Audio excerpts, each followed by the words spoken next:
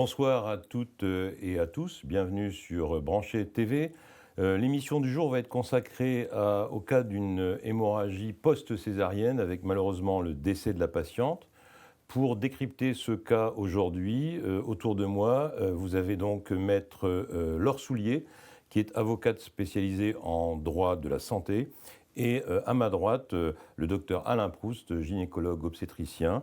Et comme d'habitude, c'est maintenant une tradition, tout au long de l'émission, vous pouvez réagir, poser des questions directement dans le chat et on traduira ces questions pour les poser à nos invités.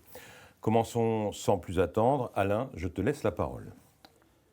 Alors, nous avons choisi de partir d'une expertise qui a été faite il y a un certain nombre de temps, qui nous a paru la plus intéressante de façon à essayer au fur et à mesure du déroulé de l'expertise de savoir d'une part en gestion des risques, quelle attitude aurait pu être éventuellement différente pour une autre issue, et en termes d'analyse médico-légale en fonction des différentes responsabilités qui ont été retenues lors de l'expertise.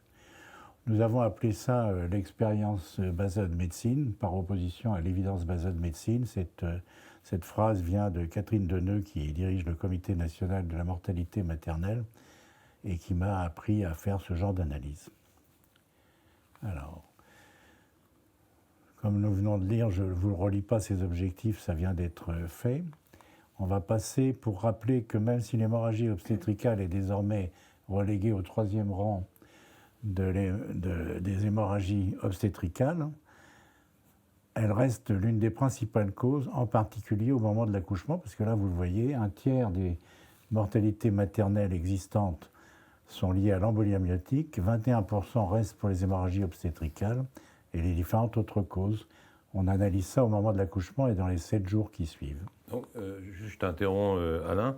Ça veut dire qu'avant, l'hémorragie maternelle était la première cause de mortalité maternelle et qu'elle est passée à la troisième rang. Les causes de mortalité maternelle actuelles sont à égalité pratiquement les causes cardiovasculaires et le suicide.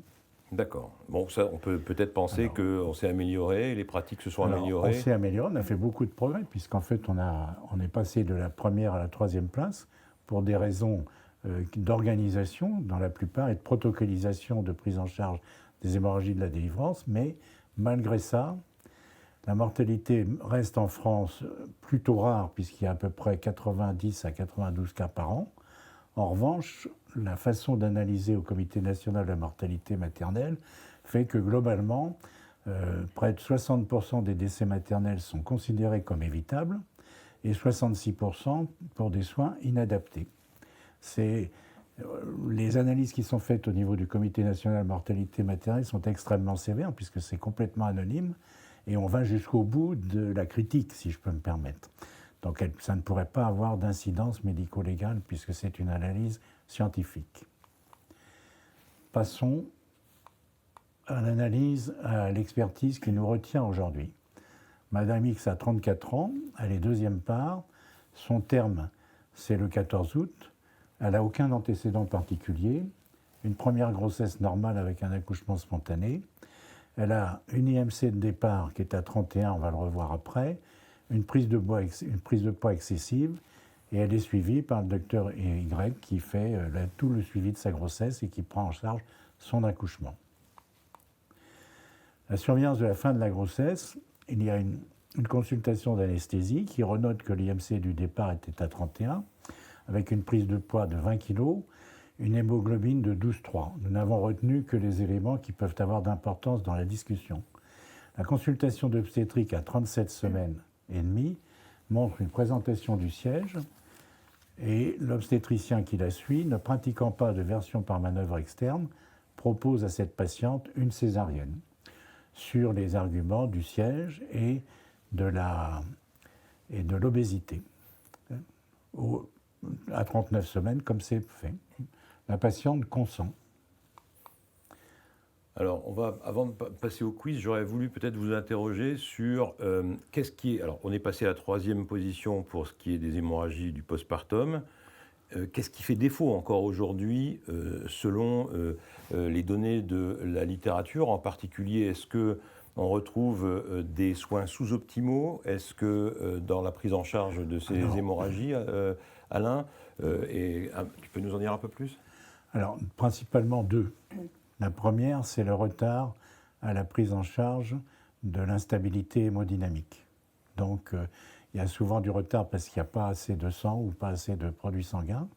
Et la deuxième, j'estime que c'est une opinion assez personnelle, mais j'ai passé 7 ans à la commission de la mortalité maternelle, c'est le retard à la prise en charge chirurgicale, c'est-à-dire qu'on a l'embolisation qui est devenue facile, il y a un certain nombre d'établissements où ça a lieu, donc on hésite avant d'utiliser des techniques chirurgicales qui sont parfois redoutables avec l'hystérectomie, mais à chaque fois on a conclu dans les rapports, les 2 derniers rapports de la commission de la mortalité maternelle, il a été conclu qu'il y avait toujours un retard à la prise de décision chirurgicale, pour faire simple. Donc, si je comprends bien, dans la plupart des cas, enfin au-dessus de 50%, les morts pouvaient être évitables. Oui. C'est ça? Donc il y a des efforts à faire encore, malgré le fait qu'on soit passé en 3e position pour l'hémorragie du postpartum, tu es d'accord? Oui. Parce que les soins sont sous-optimaux, et d'où l'importance de pouvoir traiter de cas comme ça pour essayer de ne pas reproduire ces soins sous-optimaux. Il n'y a pas d'études qui ont été faites, mais l'expérience démontre que quand on participe à des expertises, qu'il y a à peu près encore, on va dire peut-être un établissement sur 10 ou 15 où il n'y a pas de protocole, par exemple, de prise en charge. C'est un exemple parmi d'autres. Parfait. Donc on va peut-être passer au quiz. J'ai fait une petite interruption là, c'est peut-être à moi de le lancer. Alors, le quiz s'affiche, parfait, je lance le premier quiz.